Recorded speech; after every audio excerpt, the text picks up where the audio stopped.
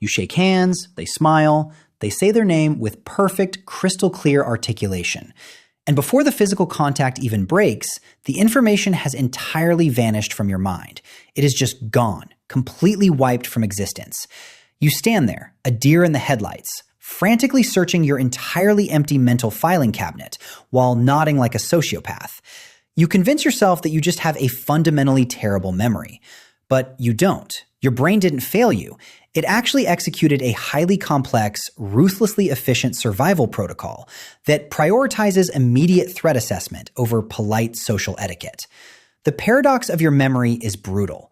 You can vividly remember the lyrics to a song you haven't heard in 15 years, but you cannot retain the name of the human being standing directly in front of you.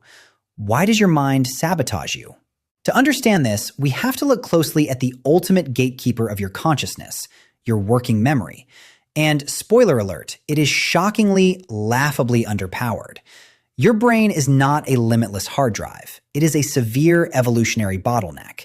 Your working memory can only comfortably hold about 3 to 4 pieces of new information at any given time. And during a social introduction, your processing power is entirely hijacked. You are subconsciously running a massive diagnostic. Are they a threat? Are they an ally? Are they judging me? What is my posture like? Do I sound confident? All of this intense social computing takes up massive mental bandwidth. Your RAM is completely maxed out.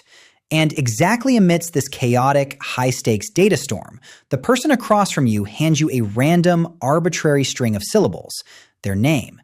Your brain instantly dumps it. It classifies it as non-essential audio.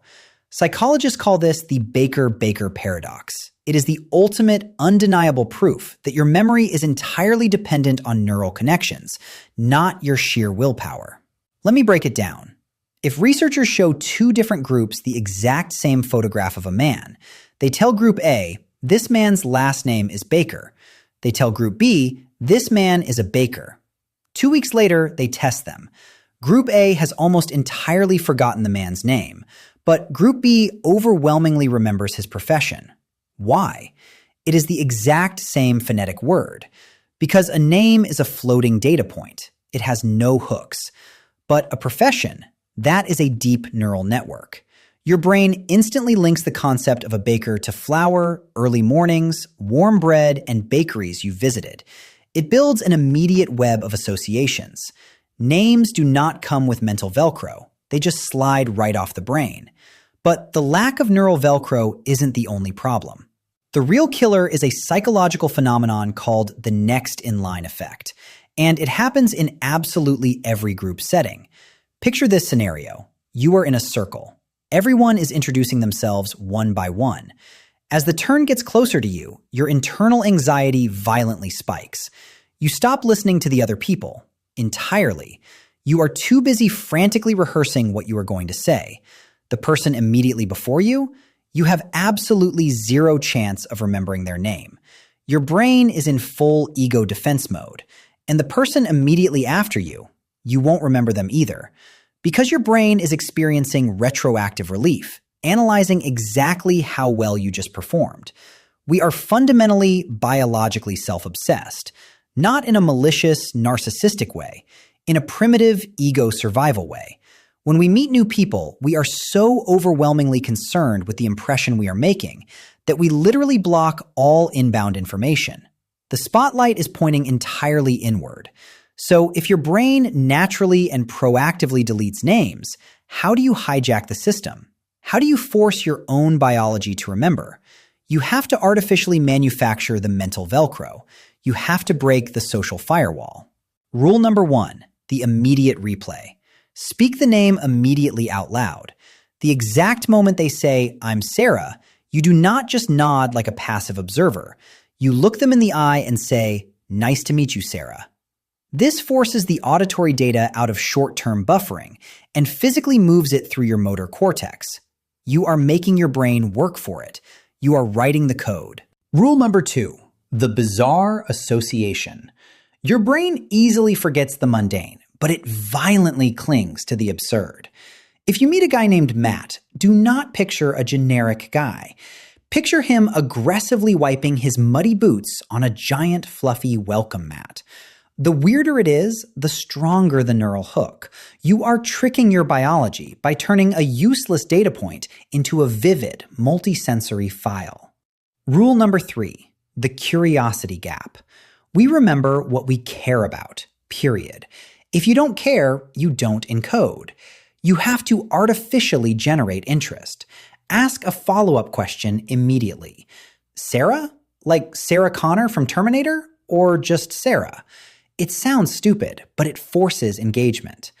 But the final truth is much deeper than cheap memory tricks.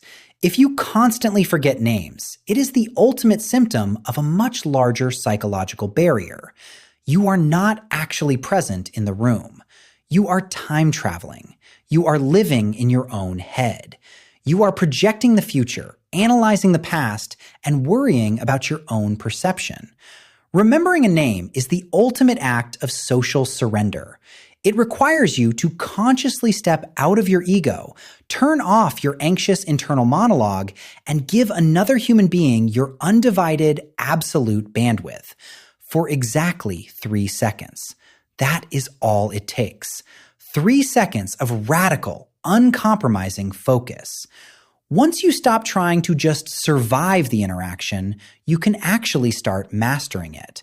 The power isn't in your memory, it's in your attention. But let's push this even further, because the rabbit hole of human memory gets darker. Your brain has a completely separate hard drive dedicated entirely to facial recognition. It is an evolutionary masterpiece. For millions of years, recognizing a face meant the difference between life and death. Knowing if someone was from your tribe or a rival tribe kept you alive. A specialized region called the fusiform gyrus scans faces instantly. It is practically flawless. But names? Names are a recent invention. Evolution hasn't caught up to the concept of arbitrary verbal labels. Your ancestors didn't use formal introductions. They used visual context. So when you forget a name, you are literally just reverting to factory settings. You are prioritizing visual survival data over modern social constructs. That is why you say, I never forget a face, but I'm terrible with names. Yes, obviously, everyone is. You are not uniquely flawed. You just haven't trained your brain to override its default programming. To do that, you need to implement spaced repetition. It's a brute force attack on forgetting. 10 seconds after the introduction, use their name in a sentence. 1 minute later, ask them a specific question using their name again. And when you leave the conversation, say goodbye to them by name. You are physically paving a path in your neural network. Every repetition lays down another layer of concrete. It takes effort. Most people are just intellectually lazy. The people who remember names are perceived as charismatic, influential, and incredibly competent. Not because they have a magical gift, but because they do the tiny, uncomfortable work that 99% of society refuses to do. A person's name is the sweetest and most important sound in any language. Dale Carnegie said that almost a century ago, and it remains the ultimate psychological hack for human connection. When you remember a name, you are signaling to their subconscious, you matter, you are safe. You bypass their defenses.